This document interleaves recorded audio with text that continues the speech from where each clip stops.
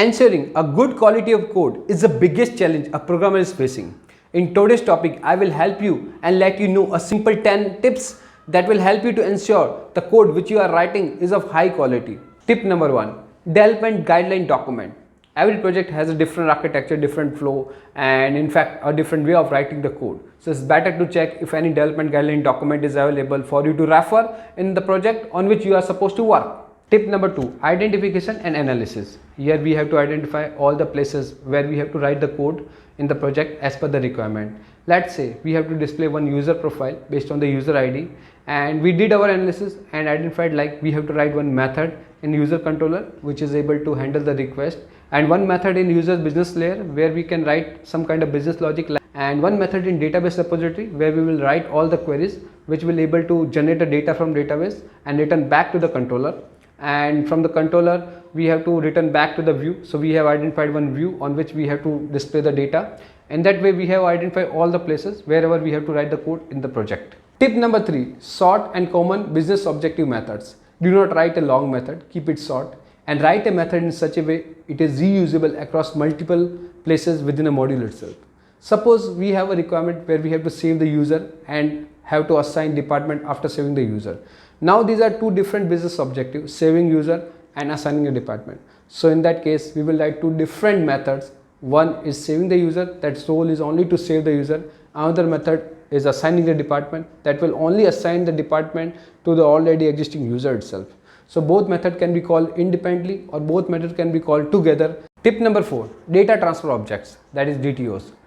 Make sure to form all the requests using request data transfer object and all the response using response data transfer objects.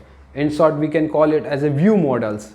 And whenever we are writing a functions, do not pass standalone parameters, always pass a request object, and while returning back from the function, always respond with the response object itself. Tip number 5, filter methods.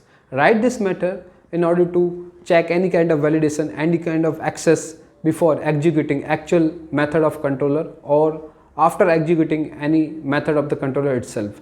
These methods are very helpful and can be written in some kind of controller or some kind of class that can be inherited. Tip number 6, reusable partial views. Do not write a long HTML code in a single file itself. Break down that HTML into the reusable partial views so that can be rendered and reused at multiple places whenever required in the HTML file itself. Tip number 7, JS method.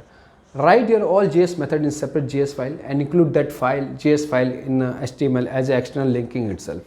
Do not write a long JS file, keep it short as per the business objective and make it light so it can be loaded faster at the time of loading that JS file within the HTML itself. Tip number 8, no business logic in front end.